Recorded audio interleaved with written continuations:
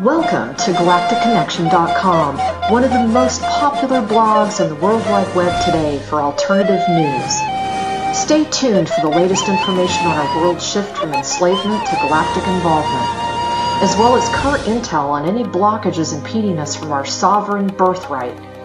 Knowledge and self-mastery are key at this time.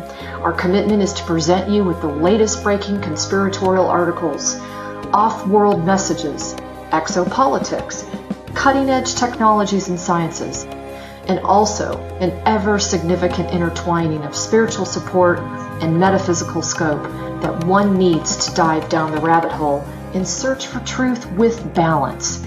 We are truly on the horizon of a new golden age filled with the promise for more love, worldwide peace, and accelerated intuitive skills, where every living being can exist in cohesion and abundance. It is whatever we envision and dream this new world to be. I say to you now, let's redefine the new world to the beginnings of our own precious heaven on earth. Galactic Connection is here to provide the pulse of Mother Earth through an eclectic range of interviews each Tuesday afternoon from 3 to 4:55 p.m. Pacific Standard Time, Station 2 on BBS Radio, expanding your perspectives on how we can once and for all take back our freedoms, our joy, and our connection with our mighty I Am presence. Our intention remains true to connect hearts and minds everywhere in order to obtain global unity and galactic and universal acceptance. Our discussions will continue to cover anything to do with galactic society and our involvement with our galactic brothers and sisters. Our guests are experts in their fields, and our radio shows have been coined as some of the most thought-provoking out there. In addition to our daily blog, which runs 365 days a year, we also offer a realm of healing services such as our world-renowned implant removal processes, our spiritual past life clearings, our galactic violet ray alchemy from Alexandra, who shares in the lineage of Merlin, and other cutting-edge healing technologies. Check our site out at GalacticConnection.com now, sending you a wave of light, love, and inspiration, and a personal hug and thank you for listening to our Galactic Connection radio show and visiting our blog today. I don't trust either one of you fuckernauts. And John D. is conjuring up probably what ended up now being the Draco. We didn't really know that for sure back then, but it's looking like that's who it was. And they say, the Draco say to them, don't worry, don't even try to fight them, don't send any ships out into the sea, don't try to meet them in the water, just sit back and do nothing. Well, we know you guys are real. You're materializing in the middle of our pentagram here, so okay. And these the Spanish Armada comes in 2 times in a row, documented history. This massive, massive storm shows up that was so bad that the entire Armada got wiped out. Everybody sank. This was in the 1500s, early 1500s. Twice. It happened twice. Now that looks like magic, but remember, if you have anti-gravity, if you have a flying craft, all you'd have to do is create gravitational disruption around those ships and start boiling the sea, and then they'll all sink. Easy. Easy for somebody who is an extraterrestrial. So what we have is a very clear idea that there is this extraterrestrial negativity behind why England has been able to succeed so well. And sure enough, the book that I wrote, Financial Tyranny, which was so groundbreaking,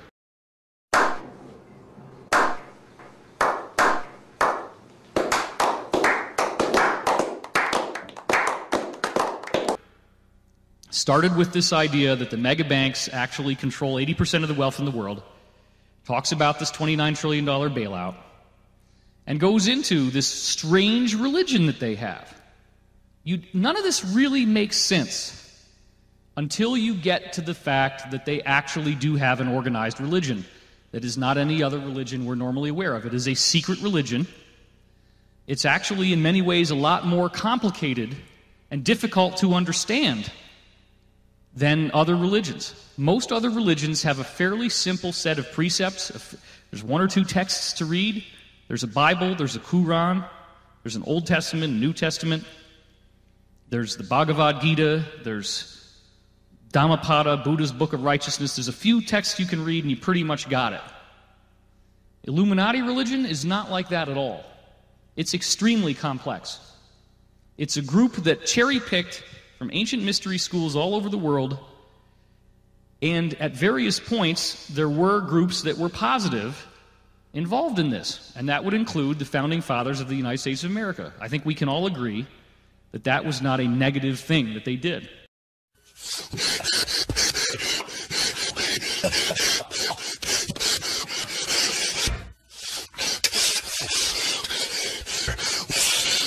Is enough to get me to the boiling point. We're talking about a group of people who had developed a space program where they don't need this planet. They don't need to live on the surface. They can live underground perfectly comfortably. Lots of great housing down there. Beautiful, luxurious, amazing. You could nuke the planet to a cinder, and as long as the planet itself doesn't blow up, those areas underground will be fine. They've built a whole vast infrastructure in our solar system and elsewhere. There's plenty of places to live out there, too. Dumbass motherfucker. What has happened is that people within that group have broken away, and they do not want to play this game. They do not want to destroy this beautiful planet. And ultimately, those people have been guided by benevolent, what we would now call extraterrestrial beings, what would be called angels in the Bible. And that does not mean that when I'm talking about the Alliance that I'm saying they are angels. These are people that came out of one of the most brutal, despotic regimes in the history of Earth, if not the most brutal. The modified, rebooted Roman Empire, where the spiritual head is Vatican City, financial head is City of London, and the military head is Washington, D.C. And they did have unparalleled power for a long time. But there have always been splinter groups and breakaway factions, and what has now occurred, and this is what's so amazing, is that the majority of the entire U.S. Department of Defense is engaged in a civil war in this country right now. Now listen to what I said. The majority of the entire Department of Defense is fighting the Cabal. Oh my God. The monster under the bed, this gestalt, this supernatural evil that the Cabal wants you to think they are, they want you to believe that that satanic evil is real, but that there's no credence to the positive side. The way I look at it is, if that satanic evil is real, and you know it is, then there has to be something behind all these positive spiritual traditions as well.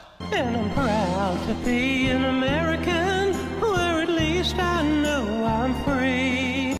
So what we have now is films that are made by the Department of Defense. Ultimately, they made those films. And those films are preparing us for an exposure of the Cabal. And you've seen me talk about some of these. One of the most incredible examples was the film Iron Man 3. A very, very popular film, the biggest film of the year. In that film, you have people who are infected with some sort of human enhancement virus that leads to them having redness appear on their skin. They're like demonic beings. And there is actually a scene where one of these beings melts a tower, and the tower comes down. They melt the steel beams. A vague but definite allusion to 9/11. You have a president who clearly was meant to look like George W. You have a vice president who clearly is supposed to look like Dick Cheney. And the punchline at the end of this movie, again, you can clearly trace that it was financed by the DOD, that it promotes the DOD. Iron Man has this smart suit that could very well be something similar to things that already exist, or at least maybe some degree of that. So that would be a really cool thing, to join a military in the future where you have a suit like Iron Man. And the point is that at the end of the movie, the Vice President of the United States is the one who financed a terrorist to attack the United States. A man played by Ben Kingsley who was obviously supposed to be bin Laden. This was the biggest film of the year. So when people tell me that there's no credence in the idea that there is an alliance, I say, bullshit. Go watch these movies. Go watch the movie Captain America: The Winter Soldier. It's unbelievable. The first Captain America movie had some interesting things in it, a few things. Nowhere near like what's in the second one. The second Captain America movie reveals that German scientists and political figures got transferred over here in Project Paperclip. Scarlett Johansson delivers the key lines in the movie. When at the exact midpoint of the movie, they end up in some German supercomputer left over from World War II that talks to them, and they use the cool whirling things of the supercomputer as a visual to kind of pad the fact that they're doing a lot of exposition.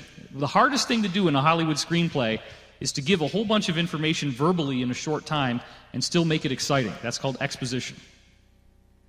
They padded the exposition by having this weird, cool computer, so the computer can just say a whole bunch of stuff, and it's like a little mini documentary that's inserted into the movie Captain America: Winter Soldier. And that computer reveals that Germans were brought over here in World War II, Project Paperclip, and in the movie they have a group that is called Hydra, and Hydra is a secret Nazi faction in the United States that includes senators and congressmen. And in this movie, which again was the #1, or I think in that case it was the #2 movie of the year, I think it was beat out by Hunger Games, you have senators shaking each other's hand, whispering in each other's ear, "Hail Hydra!" I just want the Lord to hear this church today. I'm ready for some revival to get in this church today. Because the Lord will come in this house today and He'll touch somebody today. This is totally real. It's a film that cost God knows how $120, $150 million to make. It happened. So don't tell me that there's no alliance. Look at this graph.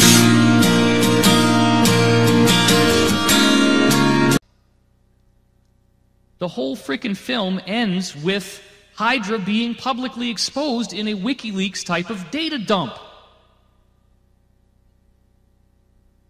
And then you have Scarlett Johansson speaking on behalf of the intelligence services saying, "You guys are going to need us to fight this thing."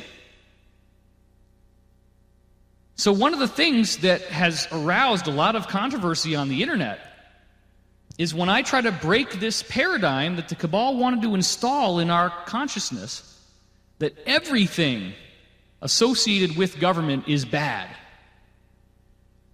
Oh my God, the CIA, that's bad. Oh my God, the FBI, that's bad. Oh my God, the DIA. Oh my God, the NSA. The NSA are the people, some of the people in the NSA designed Bitcoin because Bitcoin creates this thing called a blockchain that has a digitally stored copy of all the transactions that are made in Bitcoins in the world. Everybody has the full bookkeeping for all Bitcoin transactions in their blockchain. You cannot hide any transaction that you make in Bitcoin. You do not need a bank. You do not need an intermediary. It's all done digitally. According to Pete Peterson, that was done by the people in the alliance to create an alternative to the Federal Reserve dollar. Wow! The land of make-believe! What is happening now is that the military has turned against the Cabal. Now, the Cabal still has some degree of control over what's going on, but they are losing it very, very rapidly. Oh, wait till we get into this. Yeah, you're going to be clapping a lot.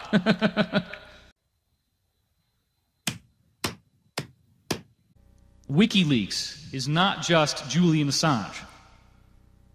Anonymous actually is the U.S. military. Remember, the DoD has made films like Iron Man 3, where the Vice President of the United States finances a bin Laden to attack American targets. Captain America, where you have Germans transferred over here after World War II that try to destroy all life on Earth. while being involved in a secret society that has penetrated the intelligence services but needs the good guys in the intelligence services to fight it. This battle is real, and the biggest secret of the Cabal has always been the UFO cover-up. They don't want you to know what's really going on.